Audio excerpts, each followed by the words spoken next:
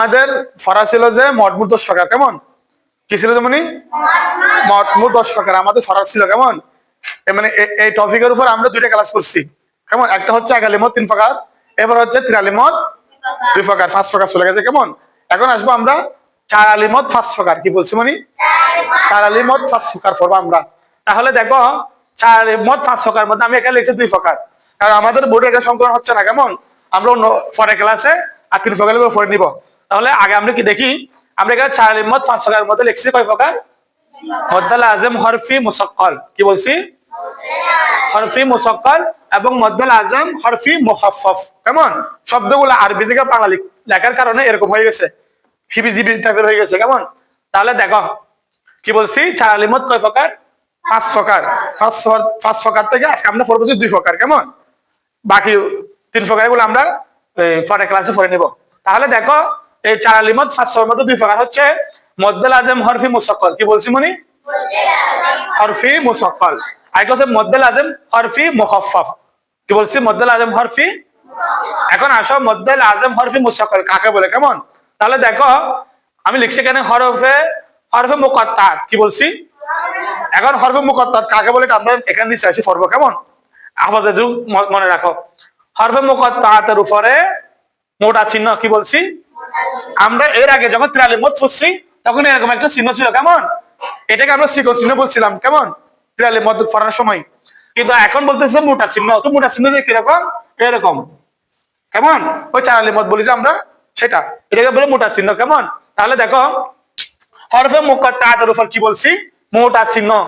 বুঝছো? এখন বামে তাসদিদ। তাসদিদ আমরা চিনি, কাটা চামচের মতো এরকম আর কি, এটাকে তাসদিদ বলে যে।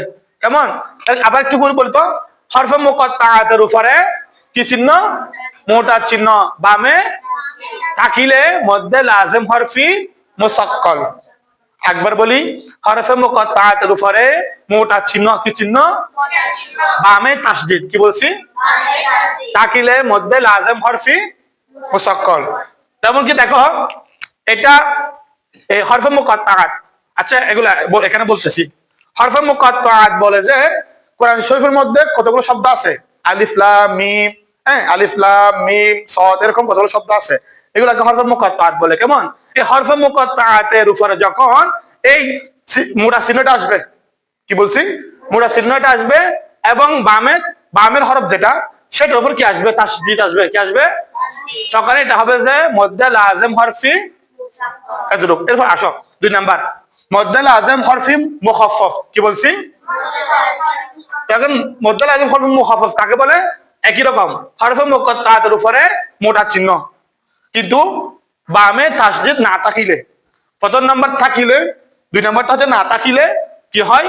মদ্দে লাজেম, হরফি মুখাফফাফ বলে। যেমন নুন, কফ। কেমন এগুলা হরফে মুকাত্তাত, কিন্তু হরফে মুকাত্তাত হওয়ার পরে তোমার হরফগুলোর পরে কি আসে নাই? তাসদিদ আসে নাই।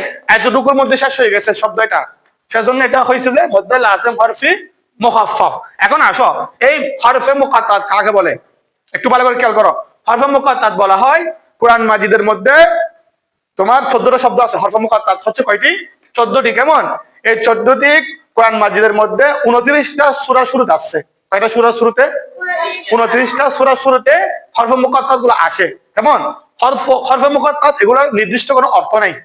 কেমন এগুলার আমরা যখন কোরআন মাজিদ অর্থ করি তখন এগুলো আমরা করতে পারি না।